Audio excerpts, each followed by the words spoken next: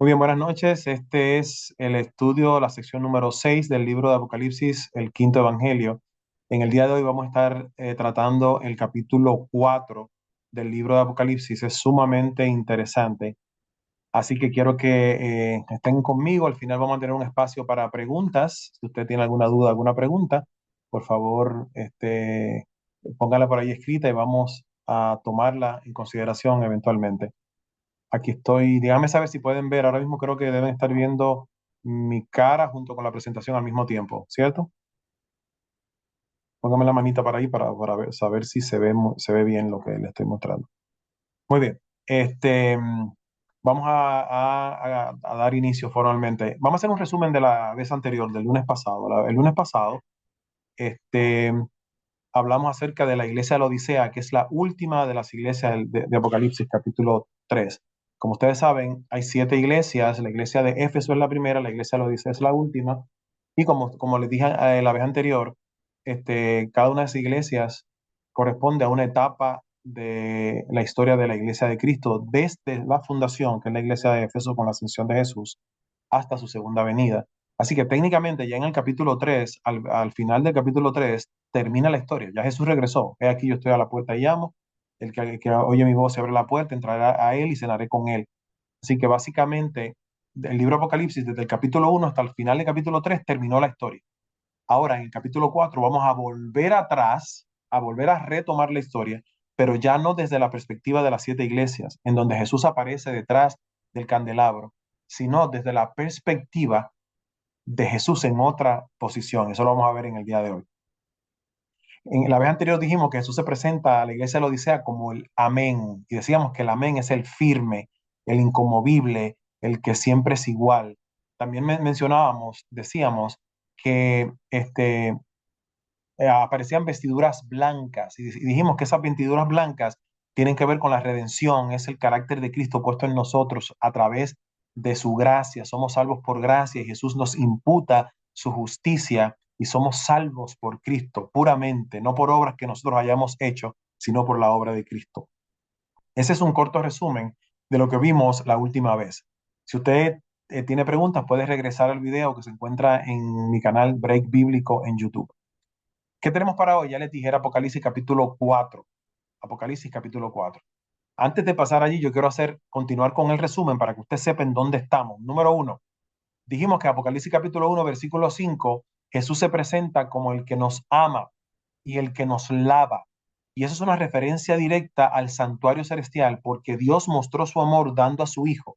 Y su Hijo es el Cordero de Dios que quita los pecados del mundo, el que fue sacrificado por nosotros. Así que el altar de sacrificio está representado en Apocalipsis capítulo 1, versículo 5, cuando Jesús dice que Dios nos amó, pero también está representado el lavacro, que es esa fuente que ustedes ven allí, cuando dice que Jesús nos lavó.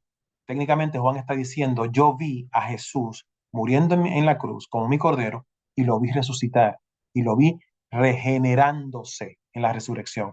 Así que el altar de sacrificio y el lavacro están representados en ese versículo de Apocalipsis capítulo 1, versículo 5. Ahora bien, está Apocalipsis capítulo 1, versículo 12 y dice que Jesús se ve en el candelabro detrás de siete lámparas de fuego. Esas siete lámparas de fuego, dijimos en Apocalipsis capítulo 1, versículo 20, que representa las siete iglesias. ¿Qué hace Jesús detrás del candelabro? Como después viene el mensaje de la iglesia y se va a presentar el mensaje de la historia del mundo desde la perspectiva de la iglesia, entonces Jesús está procurando que la iglesia tenga aceite, que es el Espíritu Santo, que esté limpia, abundancia de la palabra de Dios, y que se encienda, que tenga fuego, que es el testimonio de la iglesia en la tierra. Si nosotros estamos correctos en esta interpretación de buscar en el libro de Apocalipsis el santuario, en la noche de hoy debiéramos entonces encontrar la mesa de los panes. Vamos a ver si es verdad que lo vamos a encontrar. Continuando con el resumen, ustedes recordarán la primera vez que nos reunimos, cuando hablamos acerca de la ascensión de Cristo, dijimos que Jesús estaba en la tierra y ascendió al cielo. Lo vemos en el libro de Hechos. Así que técnicamente la ascensión de Cristo comienza a describirse en el libro de Hechos, capítulo 1, versículo 9. Pero entonces dijimos que en los salmos se describe ese proceso de ascensión. El Salmo 24 precisamente habla de la llegada de Jesús, ascender al cielo, y la llegada de Jesús a las puertas del cielo, alzad vosotras vuestras cabezas, dice el Salmo 24.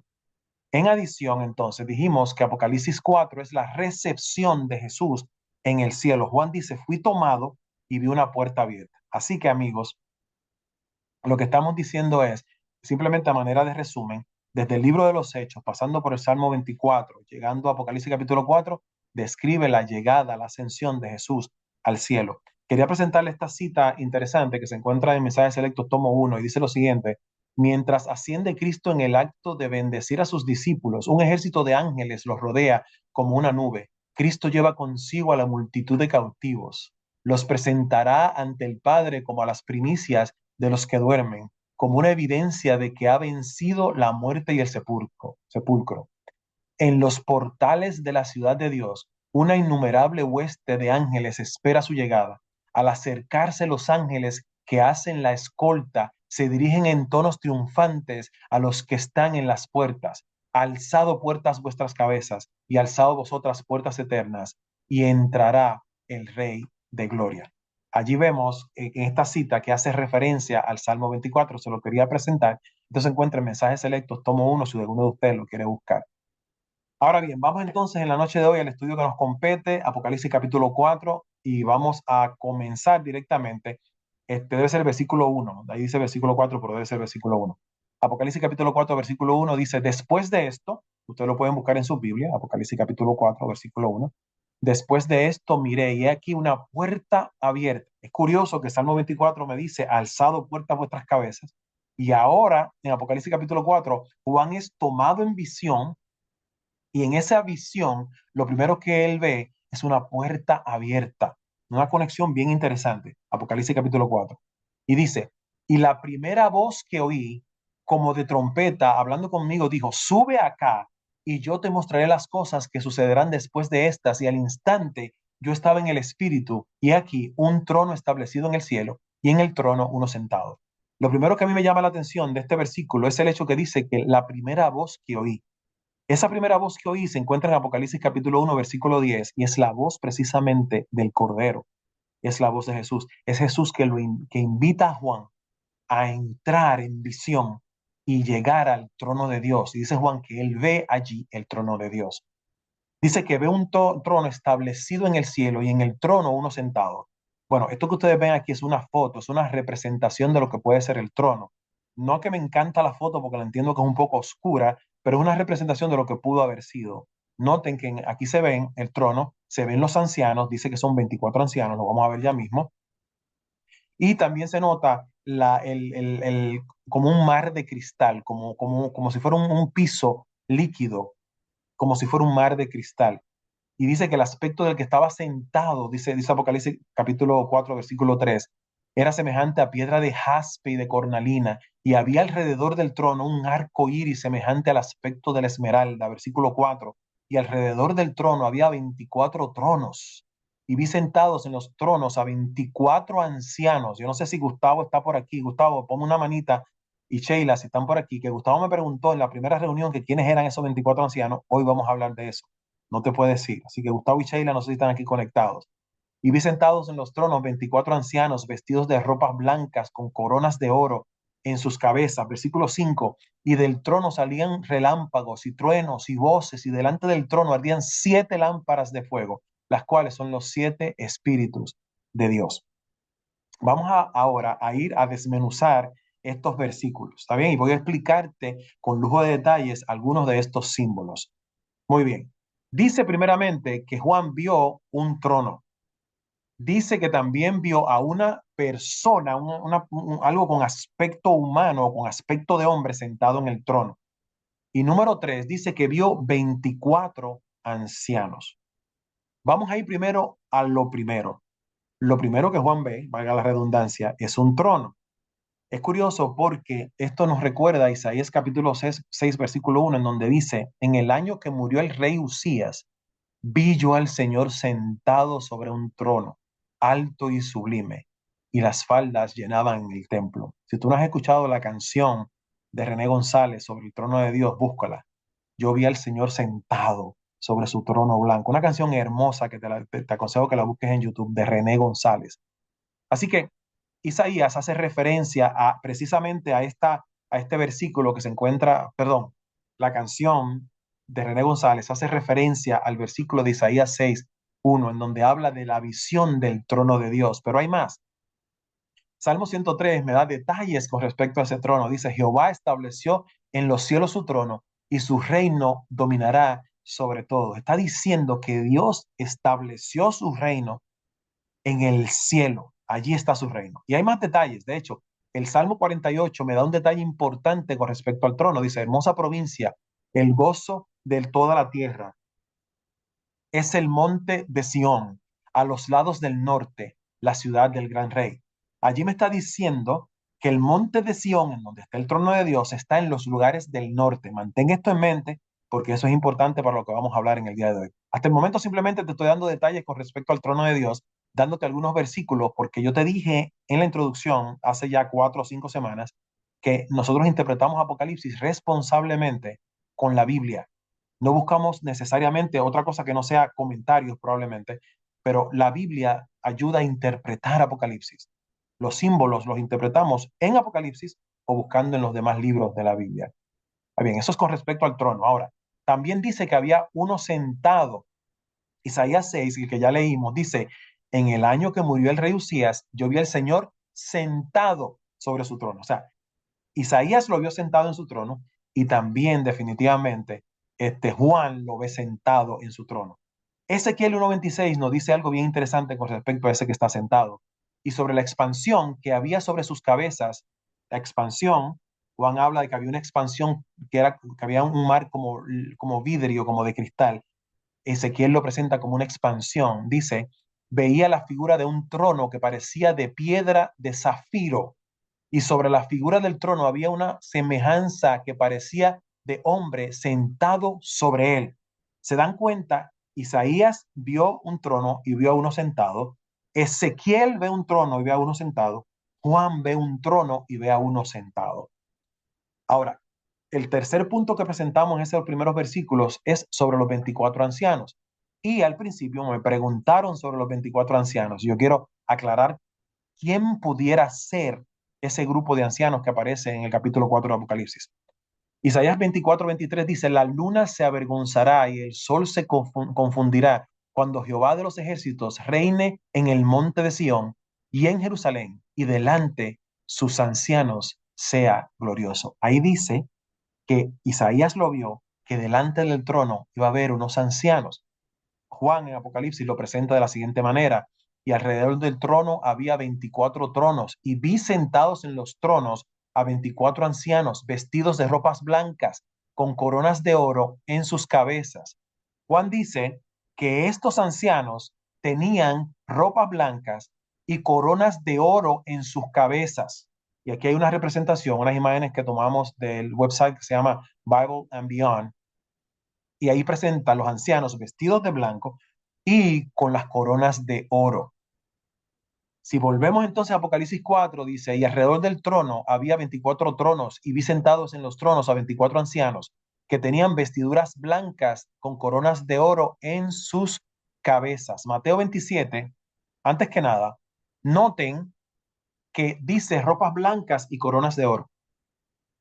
Las ropas blancas de los seres celestiales, cuando enfatiza en el libro de Apocalipsis, tiene mucho que ver con la redención de Jesús. Ya lo vimos anteriormente en las 7 iglesias. Así que, y dice que tenían coronas. El Señor dice que Él nos dará una corona cuando lleguemos al cielo, cuando venzamos. Es muy probable entonces que estos 24 ancianos sean personas redimidas por el hecho de que son y tienen vestiduras blancas. Eso implica que la redención de Cristo los vistió de vestiduras blancas. Así que si asumimos que son personas, seres humanos que fueron redimidos, tendríamos que decir, pero entonces, ¿quiénes son? Mateo 27 nos da una pista con respecto a la posible procedencia de esos 24 ancianos. Mateo 27, versículo 52 dice, y se abrieron los sepulcros y muchos cuerpos de santos que habían dormido se levantaron y salieron de los sepulcros después de la resurrección de él, vinieron a la santa ciudad y aparecieron a muchos. Nosotros entendemos, mis queridos amigos, que esos 24 ancianos, y esto es una suposición, no tenemos otra manera de demostrarlo que no sea simplemente asumiendo que son este grupo de personas que fueron resucitadas. Ahí dice que cuando Jesús murió, dice en el versículo que las tumbas se abrieron y que cuando él resucitó el domingo, un grupo de personas salieron de los sepulcros y dice que varias personas tuvieron la oportunidad de ver a esas personas resucitadas. Nosotros conocemos a ese grupo de personas como las primicias. Cuando Jesús asciende al cielo, Él lleva esas primicias delante de Dios. Y entendemos que es muy probable que este grupo de ancianos sean una representación de las primicias que Jesús resucitó. Y aquí dice nota claramente que salieron de los sepulcros después de la resurrección de Él.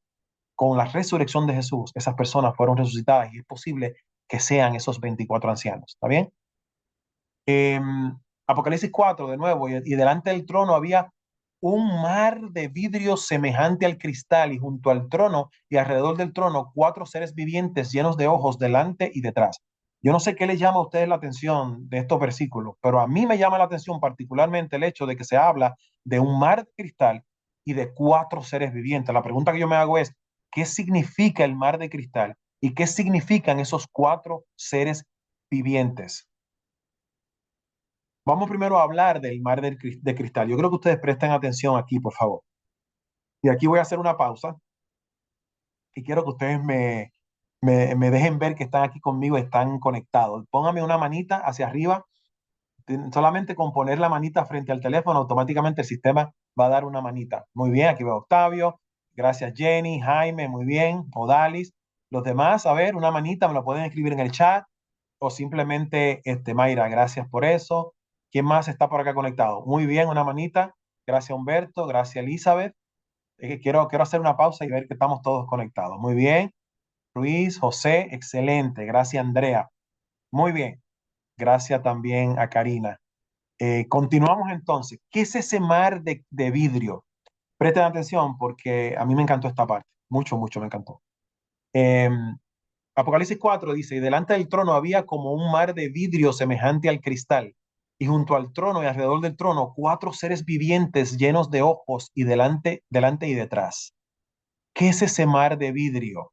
Una vez más, vamos a la Biblia para dejar que la Biblia se interprete a sí misma. Ezequiel 1:22 dice, y sobre las cabezas de los seres vivientes aparecía una expansión a manera de cristal maravilloso extendido encima sobre sus cabezas. Noten la coherencia de la Biblia. Ezequiel ve un trono, lo ve sentado, Isaías ve un trono, ve a uno sentado, Ezequiel ve una expansión que parecía de cristal y Juan ve el trono, ve a uno sentado y precisamente ve un mar como de cristal, maravilloso, como dice Ezequiel. Ahora bien, ¿qué es ese mar de cristal? Yo creo que para entender lo que pudiera significar el mar de cristal, yo creo que vayamos al libro de Job, capítulo 41. Y el libro de Job, señores, habla de un monstruo a manera de dinosaurio, a manera de cocodrilo, quizás, y lo describe de una manera muy particular. Y dice, Job capítulo 41, versículo 31, a servir como una olla el mar profundo. O sea, que este animal, esta bestia llamada Leviatán, está en el mar y lo vuelve como una olla de ungüento. 33, 32 dice, en pos de sí hace resplandecer la senda, que parece que el abismo es como cano, o es cano. No hay sobre la tierra quien se le parezca, animal hecho exento de temor, menosprecia toda cosa alta, es rey sobre todos los soberbios. Es curioso, señores, que comienza hablando de un animal que está en el mar profundo, que hace que el mar hierva como si fuera fuego, pero al final le atribuye a ese animal características de ser humano. Menosprecia toda cosa alta. Un animal no menosprecia nada, señores. Y sigue aún y dice, es rey sobre todos los soberbios. La soberbia es producto de una mente pensante.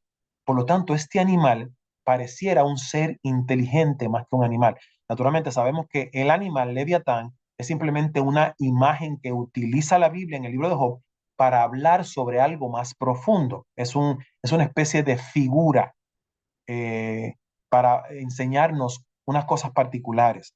Ahora, Apocalipsis 17 me dice, me dijo también, las aguas que has visto donde las rameras se sientan son pueblos, muchedumbres y naciones y lenguas. O sea, sabemos que Leviatán, que parece que es un animal, pero menosprecia y parece un ser pensante, vive en el mar. Y ahora me dice que en las aguas, en Apocalipsis 17, esas aguas representan a mucha gente, pueblos, muchedumbre. Apocalipsis continúa, perdón, Salmo 74 me dice, dividiste el mar con tu poder, quebrantaste cabezas de monstruos en las aguas, magullaste la cabeza de Leviatán, diciendo que Dios venció sobre Leviatán en las aguas. ¿Está bien? Isaías 27 dice, en aquel día Jehová castigará con su espada, y si nos ponemos aquí dogmáticos y creativos, podemos decir, en la Biblia, la espada representa la palabra de Dios, literalmente, como una espada de doble filo que penetra hasta los tuétanos y parte en dos. La espada representa la palabra. Y dice que con la palabra va a ser castigado, dice, grande y fuerte, al leviatán, serpiente veloz, al leviatán, serpiente tortuosa, y matará al dragón que está en el mar. Nosotros sabemos por Apocalipsis capítulo 12 que el dragón que está en el mar no es otro que Satanás. Dios entonces está diciendo, Satanás vive en el mar representa mucha gente, el mar representa multitud de personas, pero noten que en Daniel y en el libro de Apocalipsis capítulo 13, hay una bestia que surge del mar. Ese mar representa el caos. Ese mar representa lejanía con respecto a Dios. Ese mar representa el pecado. La palabra dice que Dios lanza tus pecados al fondo del mar. Entonces en el mar, figurativamente, señores, no es que es literal, figurativamente el mar representa el lugar en donde hay mucho pecado y allí habita Satanás y allí habita el Leviatán, figurativamente. No estamos diciendo que físicamente Satanás vive allí en el cielo, es figurativamente. Voy a pasar a Apocalipsis 21:1, dice, vi un cielo nuevo, escuchen bien, y una tierra nueva, porque el primer cielo y la primera tierra pasarán y el mar ya no existía más. Dios está diciendo, primeramente, el mar es la habitación, es la representación del caos, es la representación de un lugar en donde no hay ley, es la representación del pecado, en donde habita la serpiente, donde habita Satanás. De hecho, en el pensamiento hebreo, y no solamente en el hebreo, sino en otras culturas antiguas, el mar representa lo indomable, lo difícil, lo desconocido, lo lejano. Es curioso que me diga entonces en Apocalipsis 21 que cuando se restaure la tierra nueva no va a haber mar. Pero noten que esto es figurativo dentro del libro de Apocalipsis. Lo que está diciendo es, no va a haber la habitación del mal. Cuando Juan sube al cielo y ve un mar de cristal, noten que eso representa un mar que está totalmente en calma. A los pies del trono de Dios, el mar está en calma. Es muy curioso que Jesús caminara sobre la tempestad en el mar. Es muy curioso que Jesús hiciera que Pedro caminara sobre el mar. Y es muy curioso que Jesús callara y enmudeciera al mar y a la tempestad. Lo que le estoy diciendo, señores, es, en el trono de Dios, Dios tiene sus pies como quien vence el caos. Cuando Juan ve el trono de Dios y ve a uno sentado y debajo de sus pies está el mar como cristal, eso representa que Jesús venció sobre el mal y venció sobre el mar. ¿Entienden la diferencia? Mar y mal, porque el mal estaba representado por el caos del mar. Así que ese mar de cristal es la paz y la tranquilidad que Dios promete al final de los tiempos. Pero es una paz y tranquilidad que tú puedes experimentar cuando tomas la decisión de caminar con Jesús. El Señor calma las aguas. Ya tú no estás ahogándote debajo de las aguas, sino que Dios te pone por encima de ellas. Así que ese mar de cristal es muy curioso. Vamos al próximo asunto. cuatro seres vivientes y en medio de ella, ella la figura de cuatro seres vivientes y esta era su apariencia, había en ella semejanza de hombre, cada uno tenía cuatro caras y cuatro alas. ¡Wow! Era una semejanza de hombre, tenían cuatro caras y cuatro alas. ¡Qué cosa más maravillosa!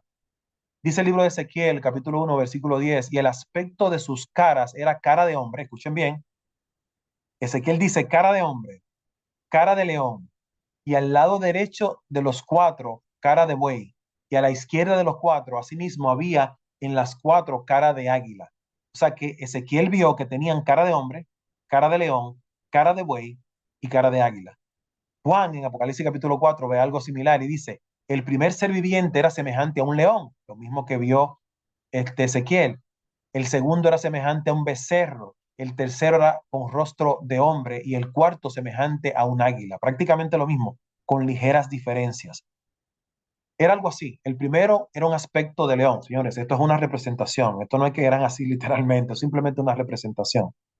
Era de león, con alas. El segundo con aspecto de buey.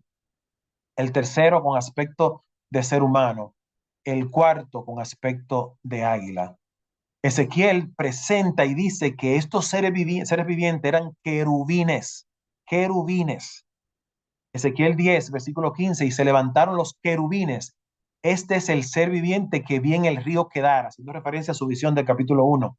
Y cuando andaban los querubines, andaban las ruedas junto con ellos. Y cuando los querubines alzaban sus alas para levantarse de la tierra, las ruedas, había movimiento, tampoco se apartaban de ellas. Así que estos cuatro seres vivientes eran querubines que estaban ante la presencia de Dios. Y aquí lo vamos a ver un poquito en detalle para tener una idea de que pueden significar. No significa que todo tenemos que encontrar un significado. Sin embargo, voy a hacer referencia a un comentarista bíblico, Benson, que él habla, que dice que la cara del hombre implicó que poseían conocimiento.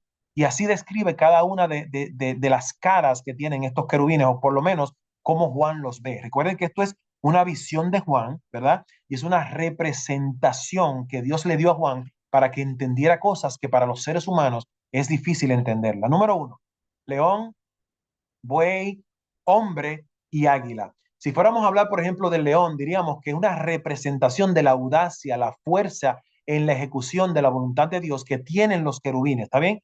El hecho de que se vea como un león representa esa fuerza y esa audacia que tienen los querubines. Si fuéramos a hablar acerca del buey, representa fuerza. Un buey es fuerte, diligente, incansable, perseverante.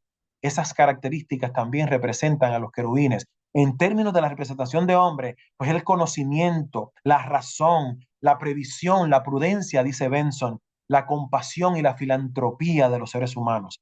Finalmente, las águilas, la sagacidad, la velocidad, la espiritualidad, la visión de ver las cosas a la distancia.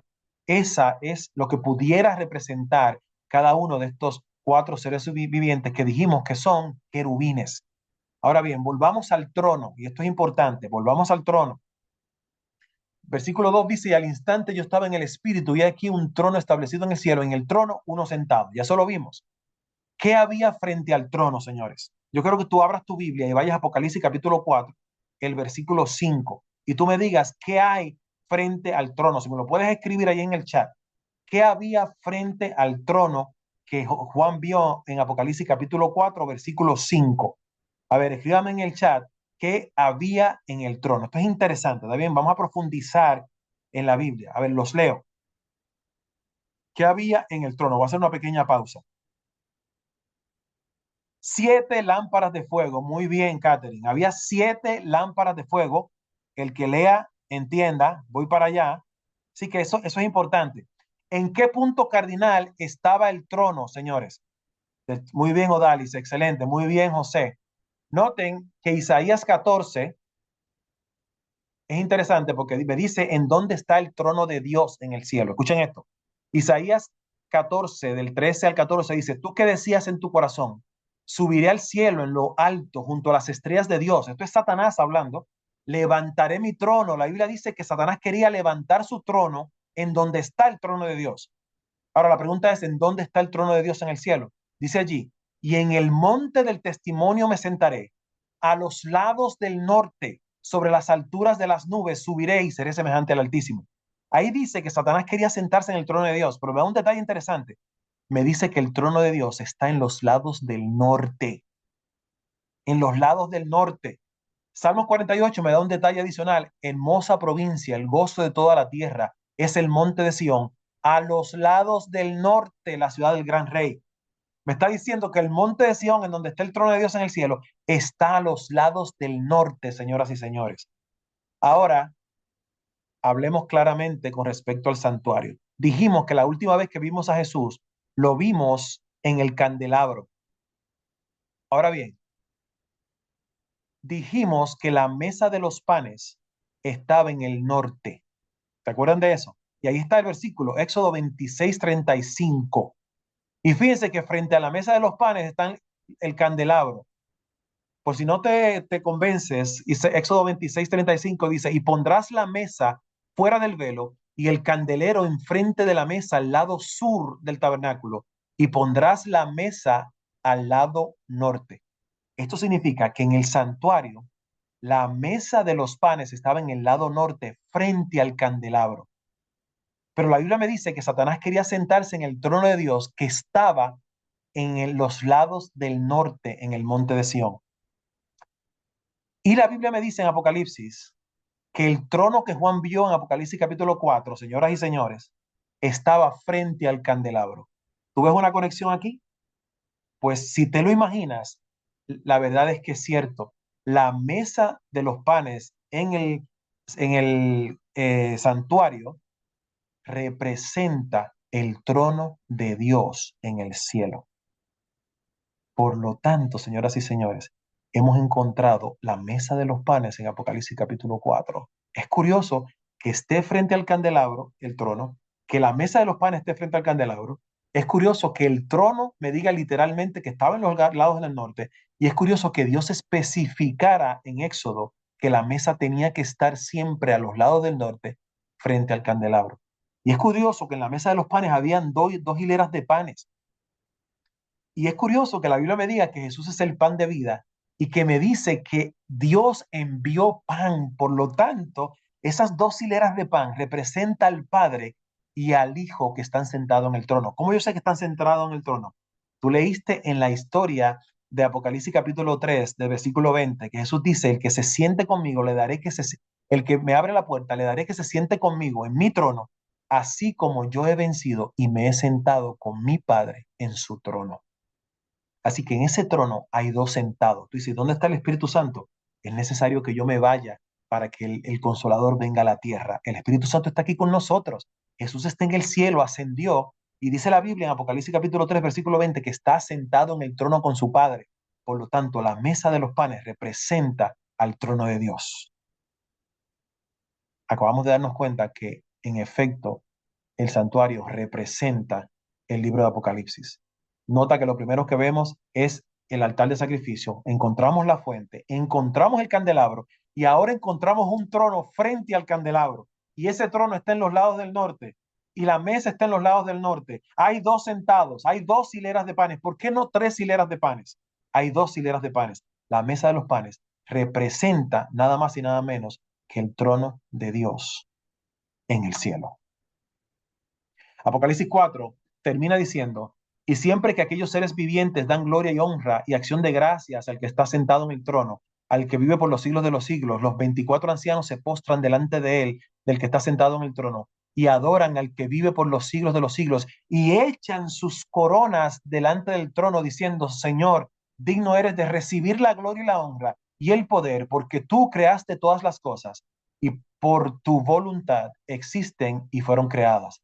En este capítulo 4 vemos adoración celestial por creación. Tú eres digno porque tú hiciste y creaste. El lunes que viene vamos a ver la adoración en el cielo por redención. La Biblia me dice que yo adoro a Dios porque Él me hizo, pero lo adoro también porque me restauró y me compró. Son las 8:42. Pensé que iba a tomar más tiempo. Sé que fui muy rápido, pero este es el momento para yo escuchar sus preguntas. Voy a detener la grabación Y entonces voy a ir rápidamente a sus preguntas y tenemos unos minutos para eso.